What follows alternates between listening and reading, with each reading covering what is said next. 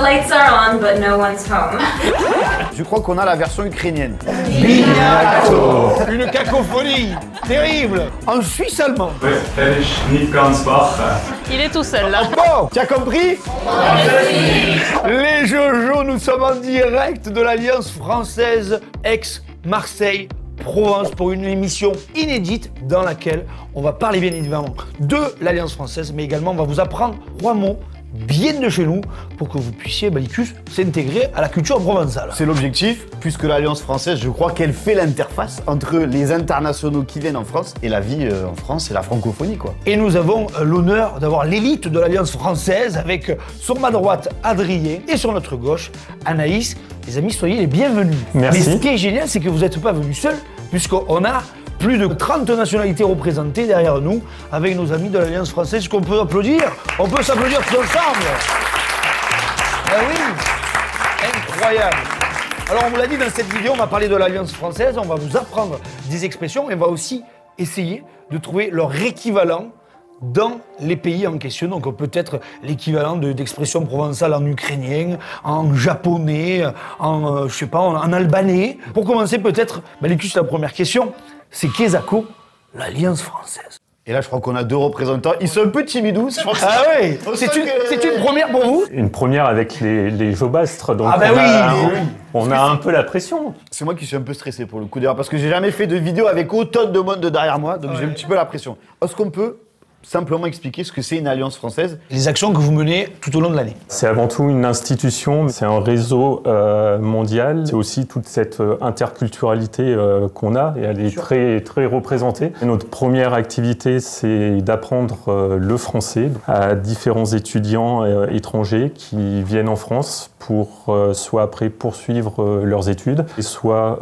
trouver un travail en France. Il y a différentes situations. Et puis on a des programmes aussi de bourse et d'échanges avec Campus France où ils vont apprendre pendant 1 an le français et ensuite ils vont poursuivre pendant 3-4 ans leurs études en France avant de repartir dans leur pays et contribuer aussi à la francophonie en ce jour du 20 mars. Et oui, parce qu'il n'y a pas de hasard, il n'y a que des rendez-vous, c'est la journée internationale de la francophonie. Et on est aussi centre d'examen, hein, on fait passer donc tous les DELF, les DAF, les TCF. Qui sont quoi, des examens de... officiels de langue française pour soit s'inscrire à l'université, soit pour travailler ou faire une demande de nationalité, voilà. Si je comprends bien, l'Alliance française, il y a 2 penchants. Il y a un côté à l'international avec des alliances qui font la promotion de la langue française dans les pays étrangers. Mais ce que tu viens d'expliquer, c'est qu'il y a aussi un moulon d'alliance française en France pour les internationaux. Et quelle est la singularité de l'Alliance française ex-Marseille-Provence? La singularité, vous en avez fait l'expérience un peu ce matin, c'est qu'on a 2 centres. Donc on en a un à Aix-en-Provence. Oui, pour la petite anecdote, ce matin on devait venir faire une intervention. À 8h.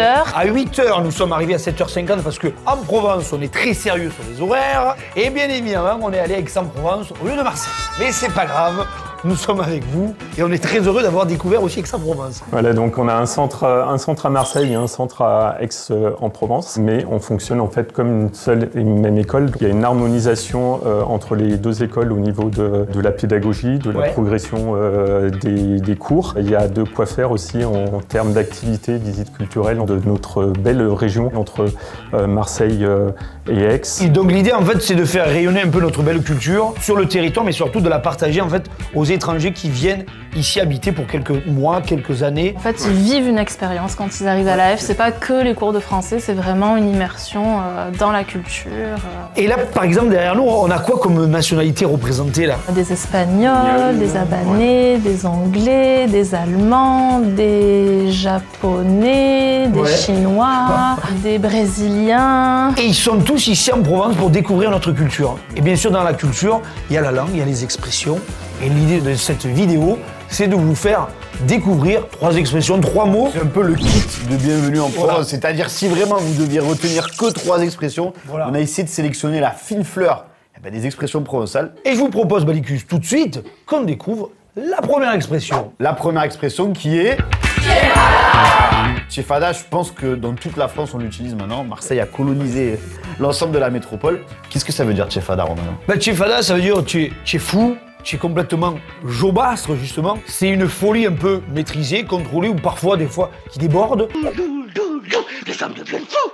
Les gens me deviennent fous!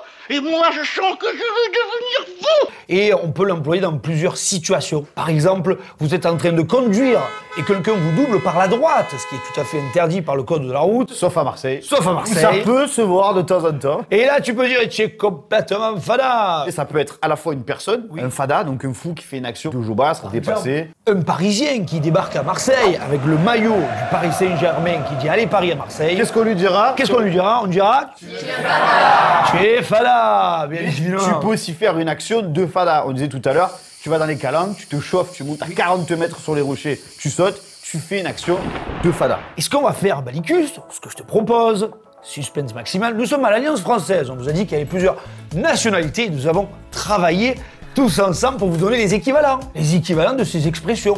Donc en Espagne, ça donne... Loquillo. Loquillo. On va essayer par exemple avec les Canaries.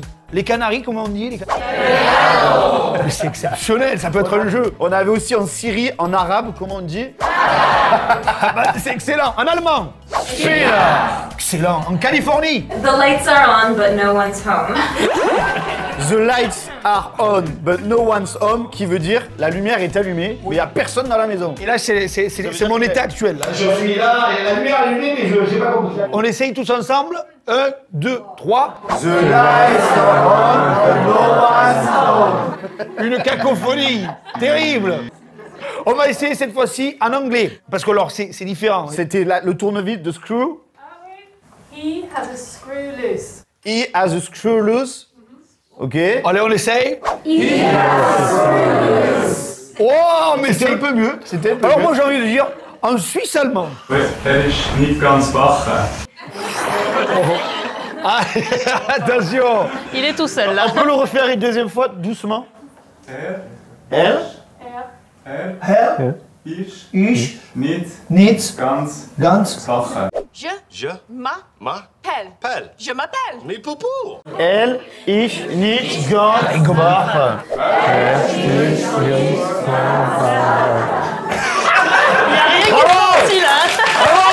Ballicus, on n'a rien compris. Non, mais on tient à préciser à tous nos amis allemands natifs, on donne tout. Voilà. Ici, on est 50, on donne tout pour essayer de bien prononcer. Et pour terminer, je crois que c'est plus facile. Oui. Au Canada, on dit you are nuts. nuts, ça veut dire noix. Noir, oui. 3, 2, 1. Ouais, on peut s'applaudir. Je voulais terminer par une petite notion poétique, parce que en provençal, donc le mot fada, il vient du provençal fadade, et en provençal, fada, ça veut dire fou, mais c'est le bon fou, puisque le fada en provençal, c'est celui qui a été touché par les fées. Donc un petit côté un peu mythique, mythologique, spirituel. Donc c'est pas péjoratif de dire à quelqu'un tu es fada. On n'a pas dit le féminin de fada. Fada 2. Voilà. C'est pas mal. Je pense qu'on a fait le tour de fada. On peut passer à la deuxième expression qui est Pêcheur, pêcherette, qui veut dire pêcherouné. pêcherouné, qui veut dire oh le pauvre. Le pauvre. Exact. Caire en provençal. Le peu cher, ça peut être plusieurs choses. Peu cher, déjà, tu es habillé comme un peu cher, ça veut dire peu cher, tu n'as pas d'argent, Oui. tu es habillé comme un pauvre. Ça, c'est Exactement. la première chose. Mais c'est quelqu'un aussi, c'est le petit gamin qui s'est pris les pieds dans le tapis, qui est tombé, qui s'est tapé le genou et qui pleure du pêcheur. Finalement, le plein. En fait, on est compatissant avec la personne, même si, en Provence, on peut aussi soi-même faire le peu cher pour faire la personne triste, un peu blessée quand on a besoin de réconfort. Personne même.